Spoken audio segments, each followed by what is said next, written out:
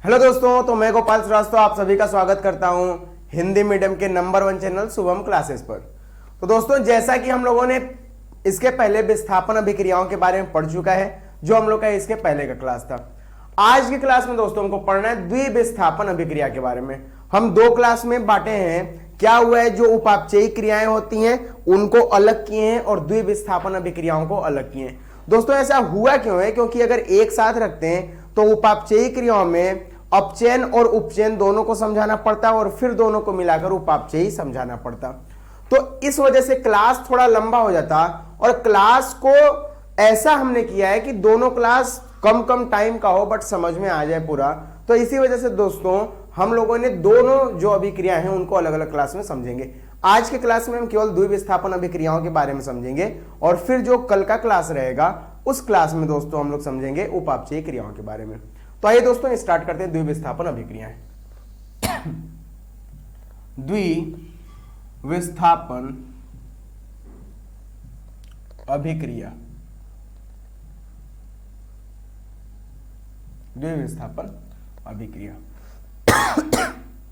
ध्यान दीजिएगा दोस्तों, जब भी बात होता है द्विविस्थापन अभिक्रिया के बारे में, इसको बोलते हैं डबल डिस्प्लेसमेंट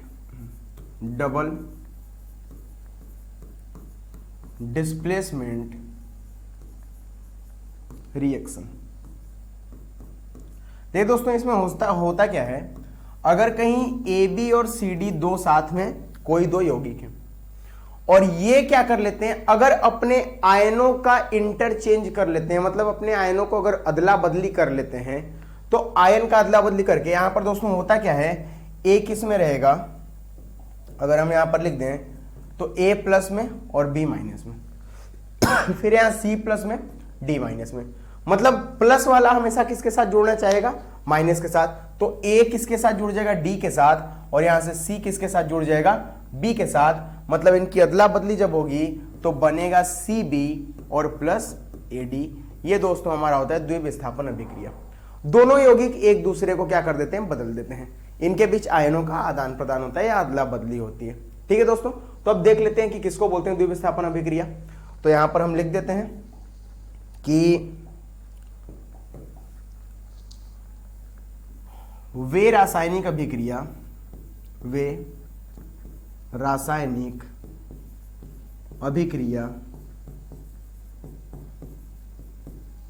जिनमें आयनों की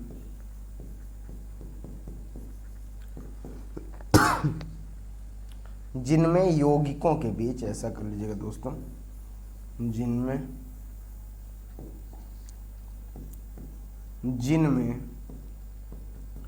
यौगिकों के बीच आयनों की अदला बदली होती है, आयनों की अदला बदली होती है, उसे द्विविस्थापन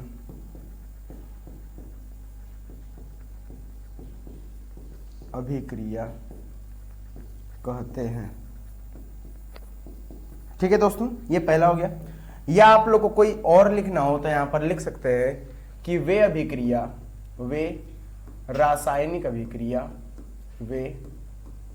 रासायनिक अभिक्रिया जिनमें अभिकारक यौगिकों के बीच, आप लोग ये लिखेंगे तो और सही रहेगा, अभिकारक यौगिकों के बीच आयनों की अदला बदली होती है, आयनों की अदला बदली होती है, अदला बदली होती है।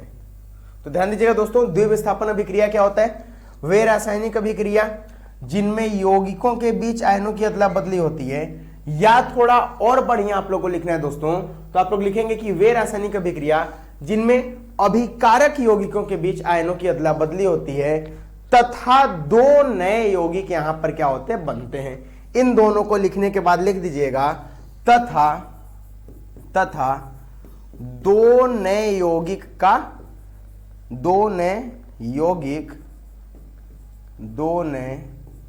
यौगिक बनते हैं, उन्हें हम लोग द्विविस्थापन अभिक्रिया कहते हैं। क्या होगा दोस्तों? वे रासायनिक अभिक्रिया जिनमें अभिकारक यौगिकों के बीच आयनों की अदला बदली होती है तथा दो नए यौगिक बनते हैं, उनको हम लोग क्या बोलते हैं दोस्तों? द्विविस्थापन अभिक्रिया। यहां तक क्लियर है? आप लोग एक बार इसका स्क्रीनशॉट ले लीजिए। आगे हम अभिक्रियाओं के बारे में समझ लेते हैं, कौन कौन सी अभिक्रिया होती है। एग्जाम्पल देख लेते हैं, ठीक है। अब देखिएगा दोस्तों, होगा क्या, हमने बताया कि अगर कहीं पर AB और CD है तो ये मिलकर क्या बनाएगा? AD बना लेगा और प्लस CB बना लेगा। मतलब A की जगह C चला जाएगा और C की जगह कौन आ जाएगा? A आ जाएगा। अब क्या होगा, जैसे हम लोग पहला इसका एग्जांपल ले लेते हैं दोस्तों। तो पहला, अगर हम लोग के पास मान लीजिए MgCl2 है प्लस 2KOH है, मैग्नीशियम क्लोराइड है और पोटेशियम ऑक्साइड है, हाइड्रोक्साइड है। तो अब क्या करेंगे, यहां से जब इनके बीच देखेंगे तो ध्यान दीजिएगा दोस्तों, K के ऊपर प्लस होता है और इस पूरे OH के ऊपर क्या होता है दोस्तों? माइनस होता है, ठीक है। यहां Cl के ऊपर क्या होता है? माइनस, और Mg के ऊपर क्या होता है? प्लस। तो मैंने बोला था कि प्लस किसके साथ जुड़ जाएगा? माइनस के साथ, और यहां वाला जो प्लस है वो इस माइनस के साथ जुड़ जाएगा। तो हमारा दोस्तों बन जाएगा MgOH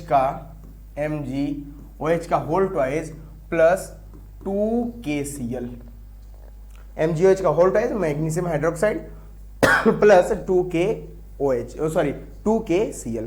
ये हम लोग का पूरा द्विविस्थापन अभिक्रिया हो गया। इसका जो प्लस था उसके माइनस के साथ जुड़ गया और जो उसका प्लस था वो इसके माइनस के साथ जुड़ गया। तो ये दोस्तों हम लोग का पहला एग्जांपल हो गया। क्लियर है? दूसरे एग्जांपल पर चलते हैं। मान लीजिए हमको दिया है CH3COOH प्लस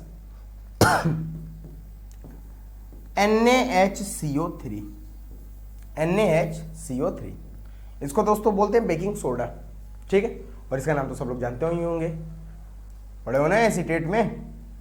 चलो अब देखिए, यहां पर ये पूरा Na किस में होता है? प्लस में, और ये पूरा किस में होगा? माइनस में।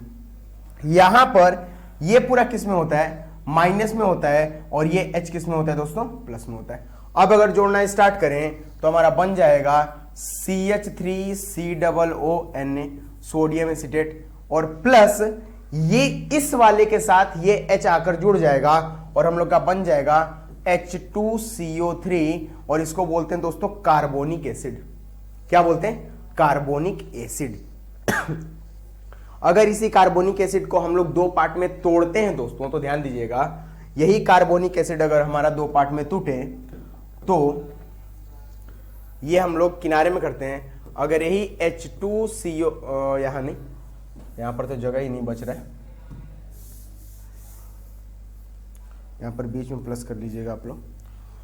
जैसे हम लोग यहां ऊपर लिखते हैं, ऊपर नहीं दूसरे पेज पर देख लेते हैं, अभी इसको इरेज कर देते हैं, आप इसको नोट कर लीजिए, ठीक है। अब देखिए इसी कार्बोनिक एसिड को, कार्बोनिक एसिड मतलब H2CO3 को अगर हम लोग दो पार्ट में एनर्जी देकर तोड़ते हैं तो ये बनता है CO2 और प्लस H2। तीन ऑक्सीजन है, तीन ऑक्सीजन, कार्बन एक है, कार्बन एक, हाइड्रोजन तो है। अब दोस्तों ध्यान दीजिएगा, जो कोल्ड ड्रिंक या सोडा की बोतल होती है ना, उस सोडा की बोतल को जब आप खोलते हैं किसी भी कोल्ड ड्रिंक में, जो हम लोग कोल्ड ड्रिंक पीते हैं उसमें कार्बोनिक एसिड होता है। याद रखिएगा, सोडा वगैरह जो कोल्ड ड्रिंक हम लोग पीते हैं वो मेनली उसमें कार्बोनिक एसिड होता है। अब जब इसको खोलते हैं ना दोस्तों, तो ये प्रेशर देकर यहां पर प्रेशराइज्ड किया जाता है और इसको हम लोग भरे रहते हैं। तो जब खोलते हैं इसको तो क्या इसमें से होता है? कार्बोनिक एसिड दो पार्ट में टूटता है, एक CO2 और दूसरा H2O के फॉर्म में। यही जो CO2 होता है ना दोस्तों, यही कारण होता है हमारा फिजी साउंड के लिए। जो आप किसी चीज को खोलेंगे तो ऐसे करके आवाज आता है, आप देखे होंगे। वहां पर इसका रीजन क्या होता है? झाग के टाइप का भी बनता है, वहां पर इसका रीजन जो होता है, कारण होता है, वही होता है झाग वाग बनने का, कार्बन डाइऑक्साइड। ठीक है दोस्तों, अब आगे देखते हैं। ये तो था हम लोग का जो अलग से बात था, उसके बारे में पढ़े। मेन हम लोग का ये दूसरा एग्जाम्पल था। तीसरे एग्जाम्पल के बारे में देखते हैं।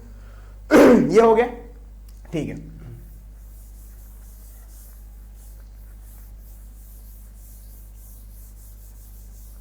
अब हम लोग का दोस्तों जो ये द्विविस्थापन अभिक्रिया होता है ये दो पार्ट में बटेगा।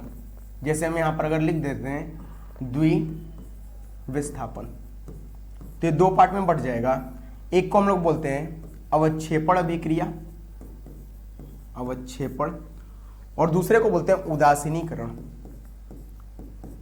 उदासीनीकरण। अवक्षेपण को हम लोग बोलते हैं दोस्तों प्रेसिपिटेशन रिएक्शन, प्रेसिपिटेशन, और इसको बोलते हैं न्यूट्रलाइजेशन, न्यूट्रलाइजेशन। ठीक है दोस्तों, तो दो हम लोग के पास हो गए, एक प्रेसिपिटेशन हो गया और दूसरा न्यूट्रलाइजेशन हो गया।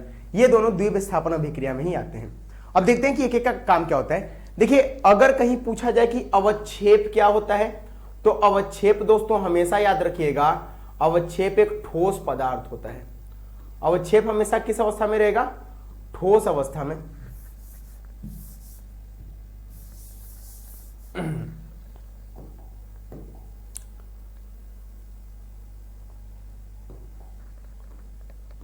अवक्षेप हमेशा किस अवस्था में रहेगा दोस्तों? तो अवक्षेप हमेशा ठोस अवस्था में रहेगा। इसको याद किए रहिएगा। अवक्षेप को हम लोग क्या बोलते हैं? अवक्षेप को बोलते हैं प्रेसिपिटेट। ठीक है, और ये क्या होगा? ये नीचे जाकर तल में बैठ जाएगा, तल में बैठ जाएगा, बैठ जाएगा। आप लोग देखें कि अगर मान लीजिए यहां पर कोई हम लोग का परख नली है, कैसा दो कलर बन गया। अगर मान लीजिए हमारे पास कोई यहां पर परख नली है, इस परख नली में हम अगर कोई विलयन लिए हुए हैं, तो अगर इसमें कोई ठोस पदार्थ होता है, तो आप लोग पढ़े दोस्तों कि ठोस पदार्थ हमेशा क्या होता है? नीचे की तरफ आ जाता है। तो वही यहां पर मान लीजिए हमारे पास कोई ठोस पदार्थ बना है, तो वो ठोस पदार्थ क्या हो जाएगा? यहां नीचे की तरफ आ जाएगा, और इसी को हम लोग क्या बोलेंगे दोस्तों? अवक्षेप बोलेंगे। तो कोई ऐसा रासायनिक अभिक्रिया, द्विविस्थापन अभिक्रिया का ऐसा भाग जिसमें दो अभिकारक यौगिकों के बीच जब उनके आयन का आदान प्रदान होता है या अदला बदली होता है, तो अगर कोई उनका पार्ट अगर कोई इनका एक भाग ठोस बन जाए, तो वो ठोस भाग का ये जो रिएक्शन होता है उसी को हम लोग क्या बोलते हैं? अवक्षेपण अभिक्रिया। अभी समझा देते हैं क्या होता है, आप इसको लिख लीजिए।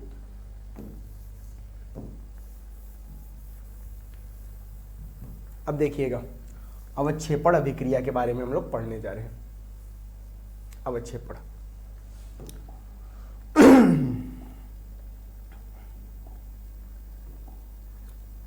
वे अभिक्रिया जिनमें बना उत्पाद ठोस बना एक उत्पाद, एक या आप किसी को बोल सकते हैं एक उत्पाद ठोस अवस्था में प्राप्त हो तथा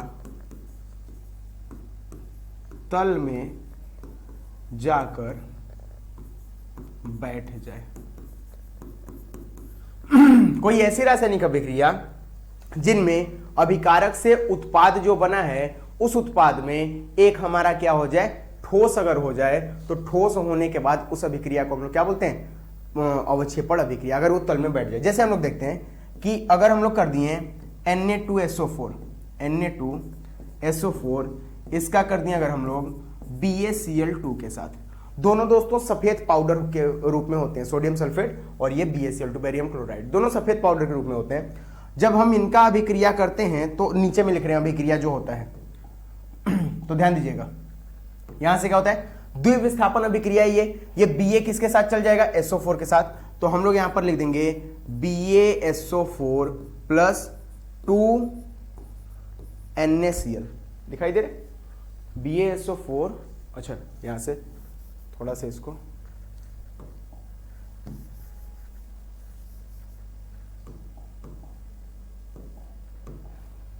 यहां पर लिख दे रहे BaSO4 प्लस 2NaCl।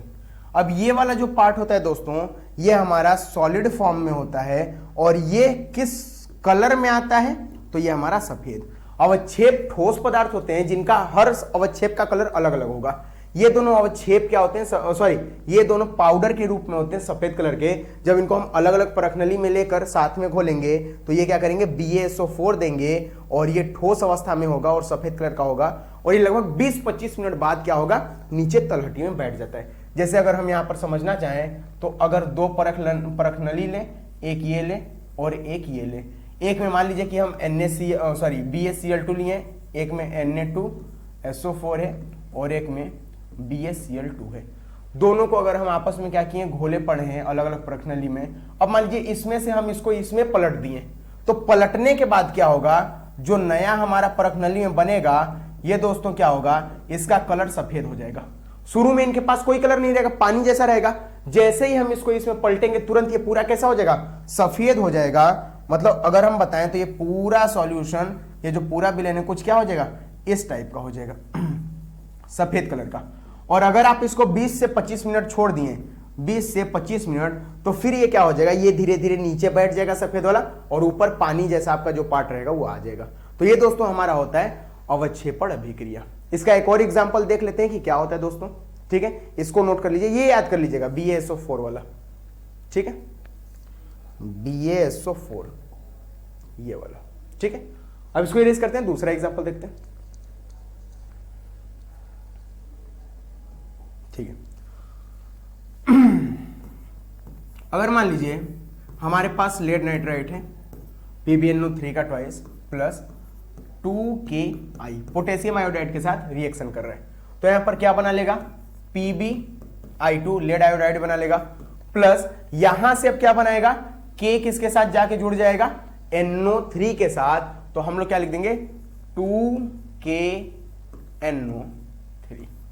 ठीक है, अब यहां से ये जो होता है दोस्तों, ये हमारा क्या बन जाता है, अवक्षेप के रूप में। जहां कहीं भी अवक्षेप बनता है उसको हम S लिखते हैं और PPT लिख देते हैं। आपको कुछ बता देते हैं बातें, अगर कहीं अवक्षेप बन रहा है तो अवक्षेप में तीर नीचे की तरफ होगा। इसको अगर हम नीचे दिखा दिए तो नीचे का मतलब क्या हो गया कि ये क्या है, अवक्षेप। अगर तीर कहीं ऊपर की तरफ है तो इसका मतलब क्या होगा, गैस होगा। अवक्षेप को लिखते क्या है, तो PPT लिखते हैं, PPT। और अवक्षेप हमेशा किस रूप में रहेगा, किस अवस्था में, तो ठोस अवस्था में। ठीक है, अब यहां पर ये अवक्षेप बनेगा, अवक्षेप, और कैसे कलर का रहेगा, तो ये पीले कलर का रहता है दोस्तों। कैसा रहेगा,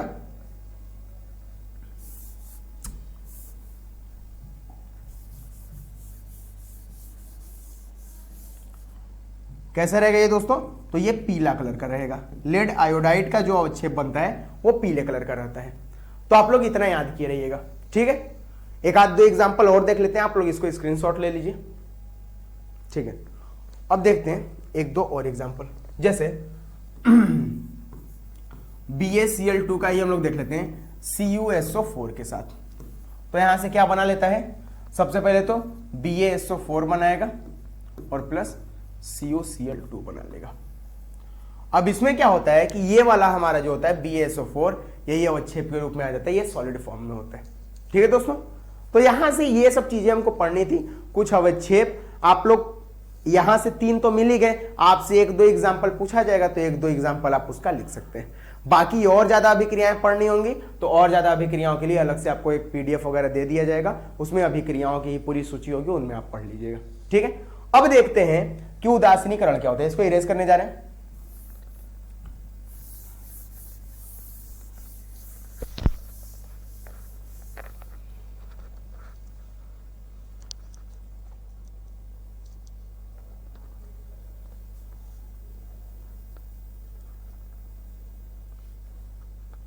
एक मिनट दोस्तों। ठीक है, अगर हम लोग उदासीनीकरण अभिक्रिया के बारे में पढ़ते हैं तो क्या होता है, इस अभिक्रिया में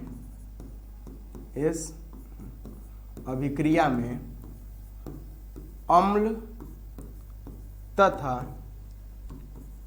क्षार अभिकारक के रूप में होते हैं। अम्ल और क्षार एक साथ मिलेंगे और अम्ल और क्षार मिलकर क्या बनाते हैं, मिलकर नमक या इसी को हम लोग बोल देते हैं लवण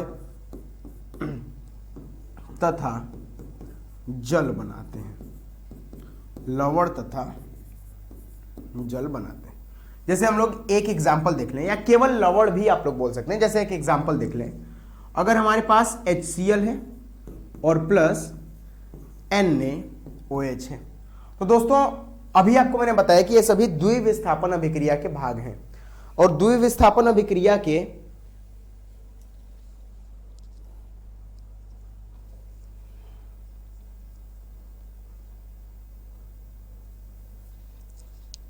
द्विविस्थापन अभिक्रिया में दोस्तों हम बताए हैं कि ये H प्लस है, Cl माइनस है, Na प्लस है और OH माइनस है।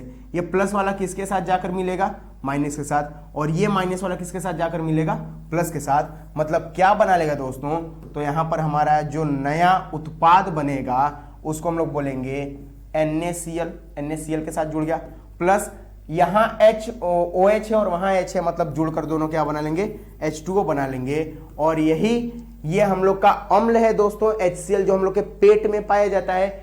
NaOH सोडियम हाइड्रोक्साइड है। ये दोनों जब अम्ल और क्षार मिले तो क्या बना दिए दोस्तों, सॉल्ट बना दिए, जो हम लोग NaCl नमक का यूज करते हैं, मतलब लवण बना दिए और साथ ही क्या बनाए, जल बनाए। तो ये दोस्तों हमारा पूरा किसका एग्जाम्पल हो जाएगा, उदासीनीकरण का। और इसी उदासीनीकरण को हम लोग क्या बोलते हैं, न्यूट्रलाइजेशन रिएक्शन। Neutralisation reaction. तो ये दोस्तों आज का हम लोग का टॉपिक था। जितना हम लोग को पढ़ना था उतना हम लोग समझे।